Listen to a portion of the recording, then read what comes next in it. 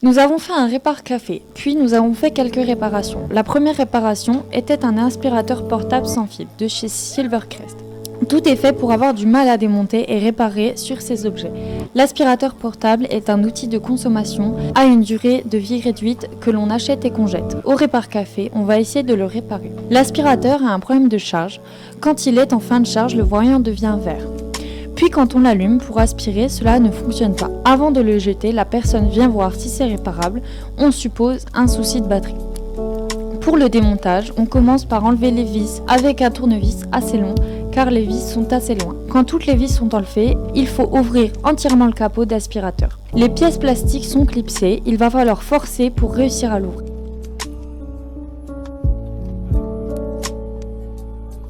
Après l'ouverture, on va mesurer le voltage et l'ampérage de la batterie, puis on constate qu'il n'y a plus d'ampérage.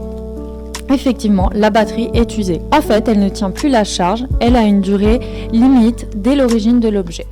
Or, racheter une batterie de ce type coûtera plus cher que l'aspirateur lui-même. En plus, la batterie est difficilement débranchable car c'est prévu à cet effet. On récupère quand même le bloc moteur pour une possible utilisation sur autre chose car celui-ci fonctionne encore. Cet objet va donc partir à la poubelle. La personne nous demande quel aspirateur portable acheter pour une tenue de vie plus longue. On se rend compte qu'aucune marque ne fait que ça soit réparable même si on y met le prix plus cher. C'est de l'obsolescence programmée.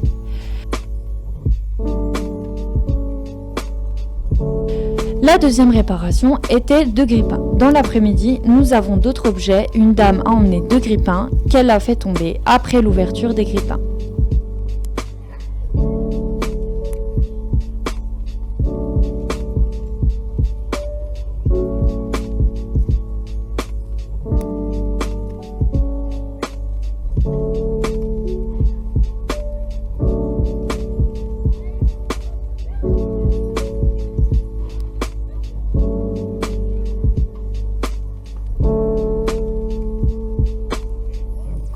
Il y en a un qui n'est pas réparable et l'autre a pu être réparé car c'était un souci de faux contact avec une résistance.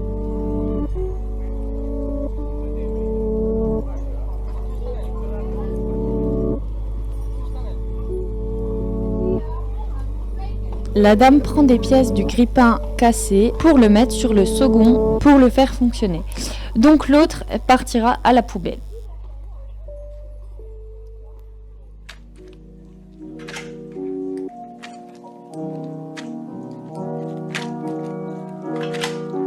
La troisième réparation est un lisseur.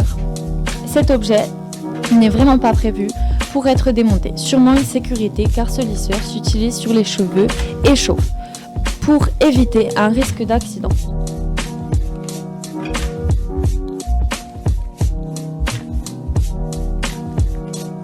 Pour le démonter, on va enlever les clips décorés au milieu des deux branches du lisseur pour atteindre une vis que nous avons également enlevée.